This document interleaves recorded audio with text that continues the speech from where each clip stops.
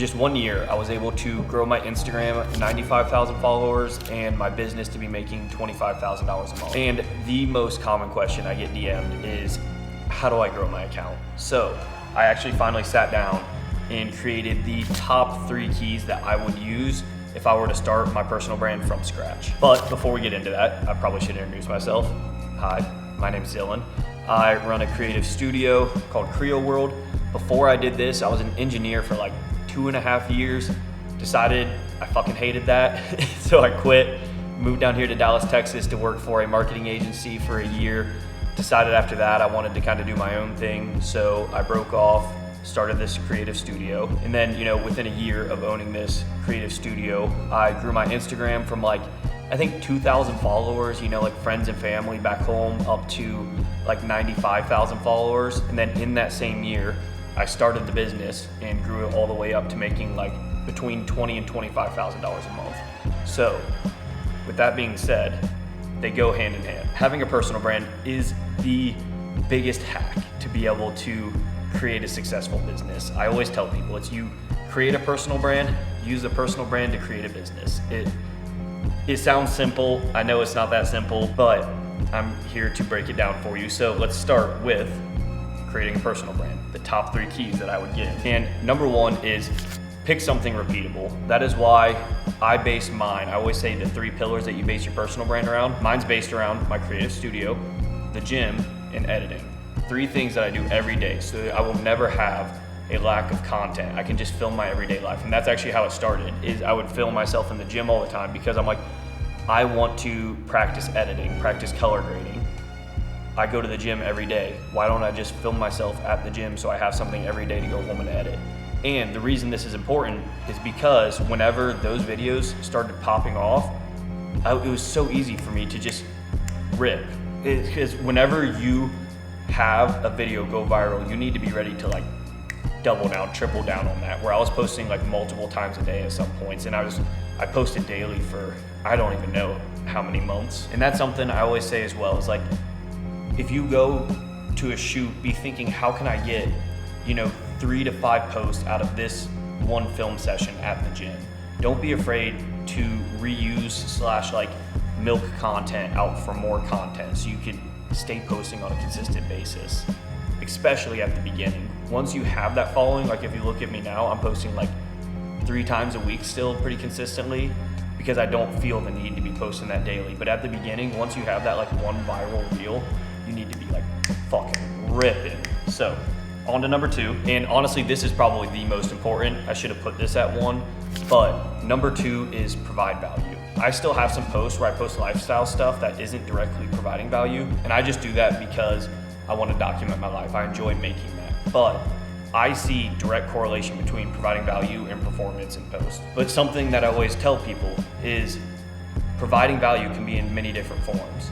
Like I'll tell people that this honestly is maybe the best piece of advice that I can give, is look at what you save and share with other people. Because that piece of content obviously provided you some sort of value, whether it's value through entertainment, humor, whether it's value because, like for me, I save posts all the time to potentially use as like, hey, I like this video idea, I could use this with this client. So I save posts for that. I save posts for color grading inspo. I save posts for whenever they provide me the best fonts to use. So it's like providing value is more than just a editing tutorial, or if you're like in the gym, more than just this is how to properly do a bicep curl. Value can come in many, many different ways. And like I kind of said at the beginning, you can still keep it your personal page. Not every video has to be an editing tutorial. You can also have, just candids of you and your friends going on a trip, whatever. Like it can still be your personal page.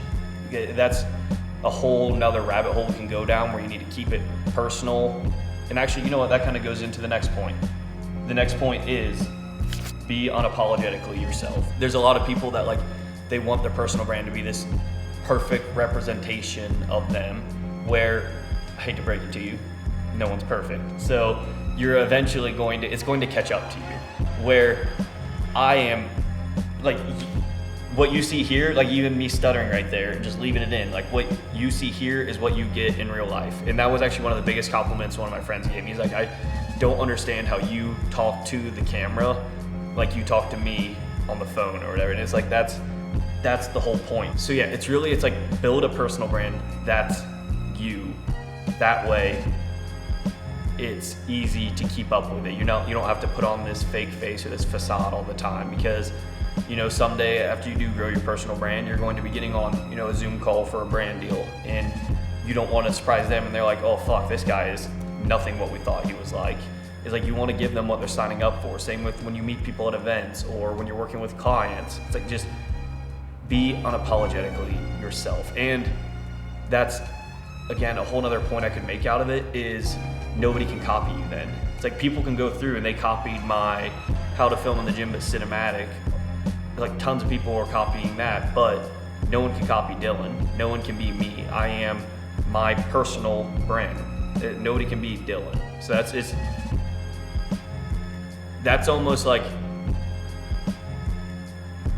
that's just, I guess, personal advice from me, or maybe other people will say, Dylan, you're missing out on brand deals because you say fuck, because you do this, that. I'm like, I would rather miss out on those, because it's like, I want to attract people, brands, clients that relate to me. Like I don't want it to be brands that expect something else from me. But yeah, that is by far the best 3 pieces of advice that I can give someone that is just starting a personal brand. And I think I said it at the beginning of the video, but having a personal brand in today's day and age it's the biggest hack just for everything, especially to be able to start a business. So I think I'm gonna be making more videos like this. I was gonna ask you guys, like, comment below if you like videos like this, but to be honest, I want to make videos like this regardless. So I guess, yeah, you can still comment below, but I'm gonna be making more videos like this. So, thanks for watching. You're welcome. So fucking awkward. What the fuck?